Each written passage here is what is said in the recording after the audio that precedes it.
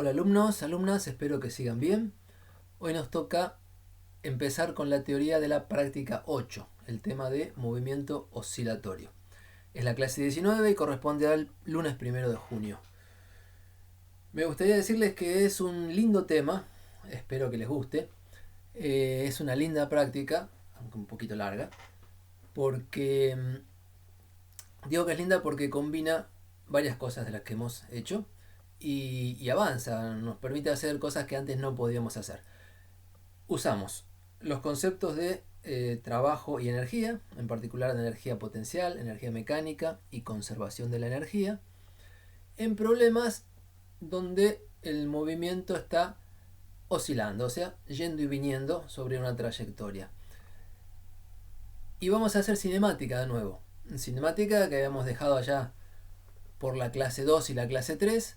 En aquel momento vimos los conceptos generales de lo que es función-posición, velocidad y aceleración. En una dimensión en particular, digamos que volvemos a la clase 2, pero habíamos resuelto solamente problemas con velocidad constante o con aceleración constante. Ahora podemos animarnos a bastante más. Entonces, el tema es movimiento de partículas en una dimensión, sobre un eje X. Parece más sencillo que tantas cosas que hemos hecho hasta ahora. Y es el tipo de movimiento que se llama oscilatorio.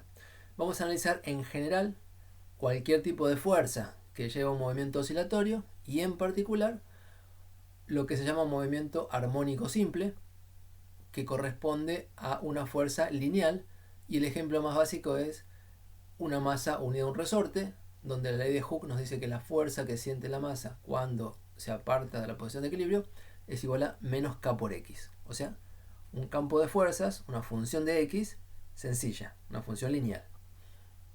Bien, ¿cómo es el tema en general? Vamos a aprovechar que trabajamos fuerzas en una dimensión que dependan de la posición, o sea, campos de fuerza en una dimensión, y vimos que siempre tienen asociada una energía conservativa, se los puede considerar fuerzas conservativas y tienen asociada una energía potencial que se escribe como menos la integral desde un punto de referencia hasta el punto que nos interesa de la fuerza escalar diferencial de x. Ponemos x' para distinguir la variable de integración del límite de integración que está aquí arriba. Y dije producto escalar, pero se ve más sencillo porque en una dimensión tenemos que multiplicar la componente x de la fuerza por la componente x del desplazamiento y nada más. Y supondremos, bueno, que F es la única fuerza que actúa. La única fuerza que actúa sobre la partícula es conservativa. Y entonces la energía mecánica se conserva. La suma de la energía cinética más la energía potencial es una constante de movimiento. Este nombre es el nombre más preciso, más fino, una constante de movimiento. Es decir, una cantidad que se mantiene constante durante el movimiento de la partícula. Si se mantiene constante, anticipo, se la puede calcular en algún lugar o en algún tiempo en que tengamos todos los datos necesarios. Si en algún lugar tenemos la posición y la velocidad, podremos calcular estos dos términos y saber cuánto vale la energía mecánica. Y en cualquier otro momento, donde quizás no sepamos la velocidad o no sepamos la posición, la energía mecánica vale lo mismo. Con esto ya trabajamos en la práctica 7. Ahora, los potenciales que nos interesan o las fuerzas que nos interesan, digo las dos cosas porque ya vimos que en una dimensión, si conocemos la fuerza, construimos el potencial, así, y si conocemos el potencial, recuperamos la fuerza como menos la derivada de u respecto de x. O sea que vienen juntos. En un problema de estos, lo que nos interesa es que el potencial tenga forma de pozo y que la energía mecánica, el nivel de suma de energía cinética más energía potencial, sea tal que cuando la partícula se mueve hacia un lado y hacia el otro, se encuentre con puntos de retorno.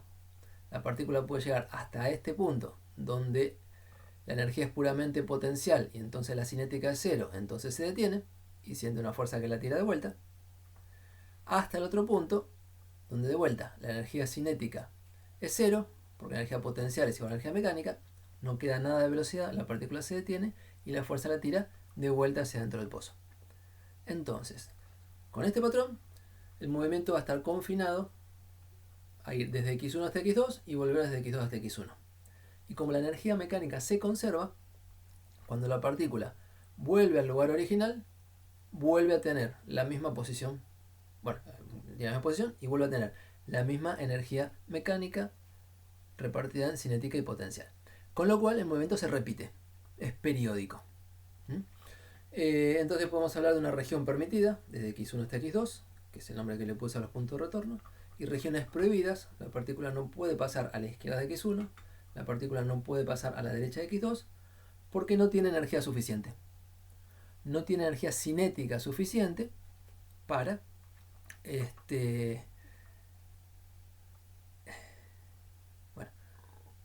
para pasar esta barrera de potencial. O sea, se le acaba la energía cinética cuando llega a cierto valor y ahí se detiene y vuelve.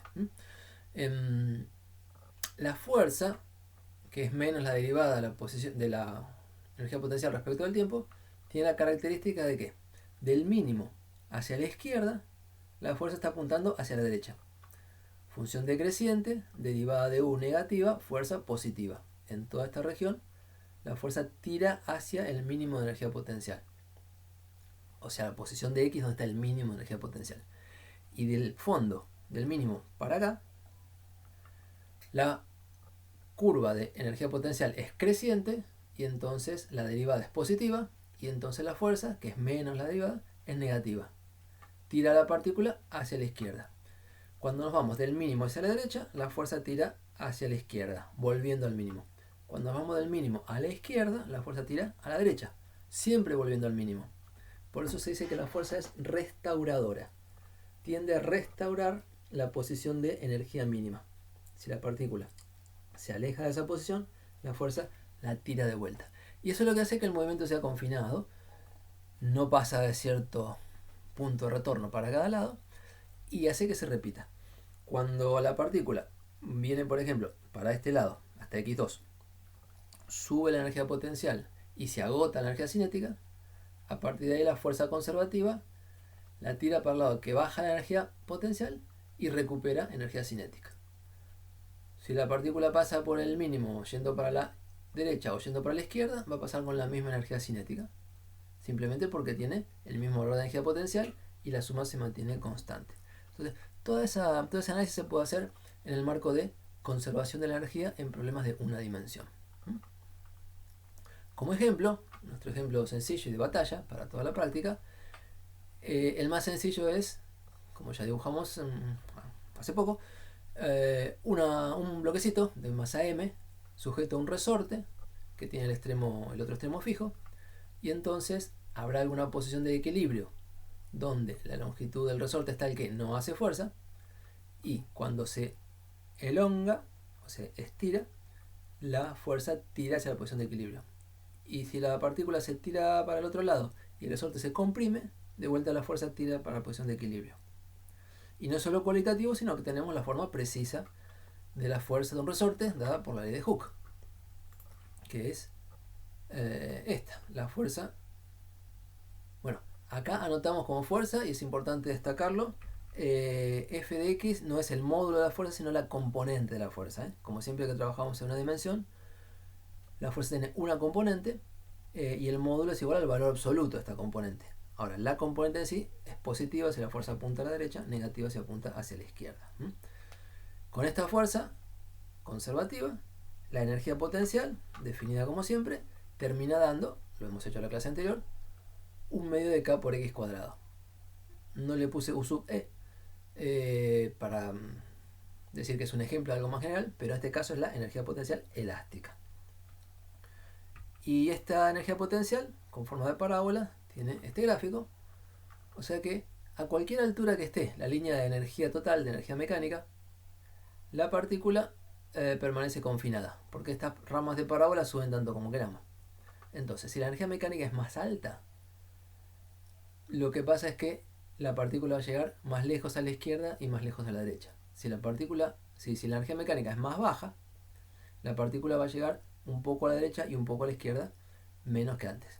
Acá está dibujado un nivel de energía mecánica y la intersección de esta línea con la energía potencial son los puntos donde la energía mecánica coincide con la potencial, es decir, no queda nada de cinética. Son los puntos de retorno, este y este. Como la parábola es una figura geométrica simétrica respecto del vértice, lo que se ve rápidamente es que la distancia que puede recorrer la partícula desde la posición de equilibrio hacia un lado y hacia el otro es la misma. A esa distancia en estos casos se llama amplitud. La amplitud del movimiento es cuánto se puede separar la partícula de la posición de equilibrio, y en el caso de potencial parabólico, igual para la izquierda que para la derecha. La llamamos A mayúscula, como en el resto de la práctica. Bien. Y la energía mecánica constante de movimiento se puede evaluar entonces en cualquier punto que tengamos suficientes datos. Por ejemplo, si cuando la partícula está en un punto de retorno, como sería en x igual a a, conocemos la amplitud, sabemos que si es punto de retorno, la velocidad es cero. Si la velocidad es cero, no hay energía cinética. En esta posición calculamos solamente la energía potencial, y eso ya es la energía mecánica. O sea, la energía mecánica es un medio de k por a cuadrado por evaluar la energía potencial en el punto de retorno. Y si fuera menos a, lo mismo, porque al cuadrado perdemos el signo menos. Otro punto típico es el punto de menor energía potencial, que significa, va de la mano con mayor energía cinética. Cuando la energía potencial es mínima, la cinética es máxima, porque la suma se mantiene constante siempre. Entonces, en el punto de menor energía potencial, que es justo el punto de equilibrio, la energía, si tenemos velocidad, podemos calcular la energía cinética máxima, y resulta que la energía mecánica es lo que calculemos de cinética más nada de potencial, porque acá el potencial vale cero. Entonces, en el punto origen, en el punto x igual a 0, se puede calcular la energía mecánica como puramente cinética, un medio de masa por la velocidad máxima al cuadrado. Insisto que esa velocidad conviene llamarla velocidad máxima. Y en cualquier otro lugar, bueno, la suma de potencial de cinética y potencial da la energía mecánica, y se mantienen balanceadas. Acá puse un comentario, lo dejo opcional para que lo vean ustedes, más que comentario, una cuentita linda.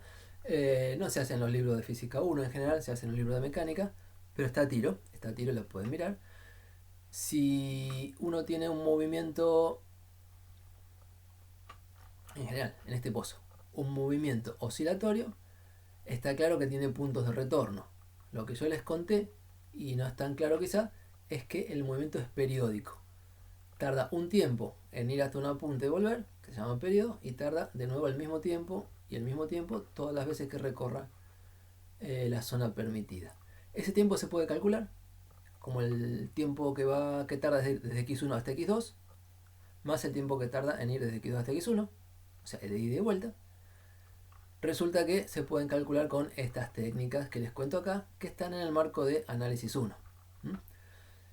La idea es que acá empieza. La velocidad se puede despejar. O sea, se puede despejar la energía cinética, pasar el 2 multiplicando, la masa viendo y la raíz cuadrada. Y la velocidad es función de la posición.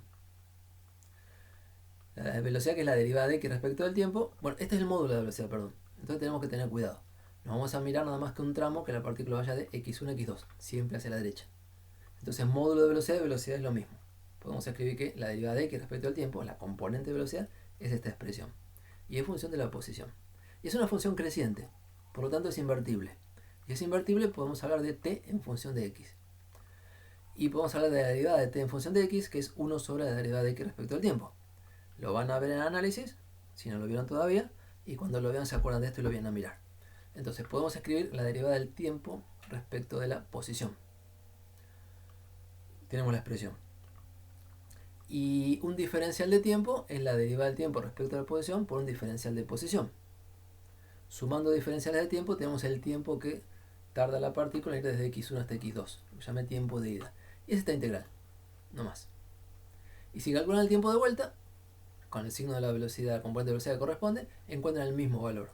O sea que el periodo, el tiempo que se tarda en ir y volver, es 2 veces ese valor.